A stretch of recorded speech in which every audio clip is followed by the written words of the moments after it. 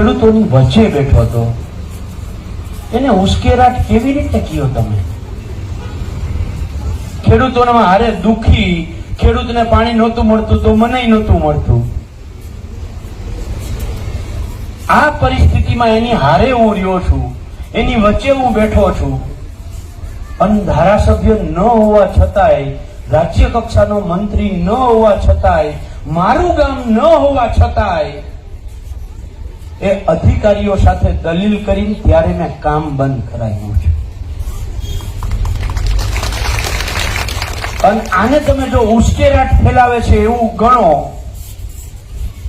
તો એ ક્યાંક ને ક્યાંક તમારી ભૂલ છે. અને હારે હારે મેં કાંતિભાઈની જરાક તાકાતે, જેમ સહદેવને તાકાત દેખાડવી પડે, ઓળખાવવી પડે, એમને ઓળખાવવાનો પ્રયત્ન કર્યો. કાંતિભાઈ, આપ તો ચૂંટાયેલા જનતાના પ્રતિનિધિ, સરકારમાં બેઠેલા રાજ્ય સરકારના મંત્રી છો.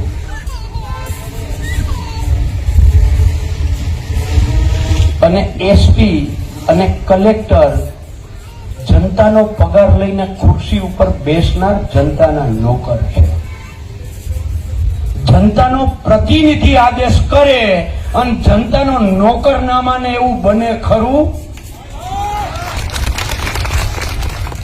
તો તમારી શક્તિ છે, અમાપ શક્તિ આ જનતાએ તમને રાજ્ય કક્ષાના મંત્રી બનાવીને આપી છે. આ શક્તિને કાંતિભાઈ તમે ઓળખો.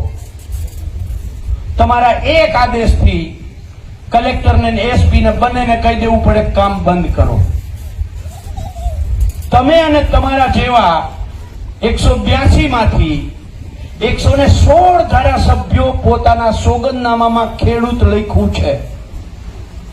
આ 116 ભાજપનો હોય, કોંગ્રેસનો હોય કે આપનો હોય, આ 116 ધારાસભ્યો ભેગા થઈ અને સરકાર પાસે પલોઠી વાળીને બેસી જાઓ અને કયો કે મારા ગુજરાતના ખેડૂતો માટે વીજ લાઈનોમાં સરકારે કડક નિર્ણય કરવો પડશે અને માર્કેટ ભાવના 4 ગણું વળતર જેમ રાજસ્થાને કાયદો કર્યો છે એમ ગુજરાત સરકારે કાયદો કરે. તો આમાં કઈ વાંધો છે ભાઈ?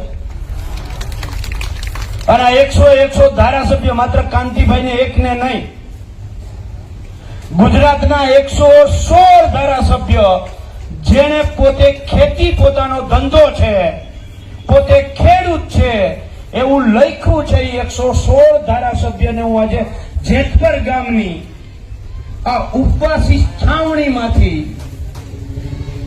વિનંતી, આગ્રહ સાથે ચેલેન્જ આપું છું કે જો તમે ખરા અર્થમાં ધારાસભ્ય હોવ તો સરકાર પાસેથી આ નિર્ણય કરીને બતાવો. અને 116 ધારાસભ્યથી આ નિર્ણય ના થતા હોય તો રાજીનામા આપી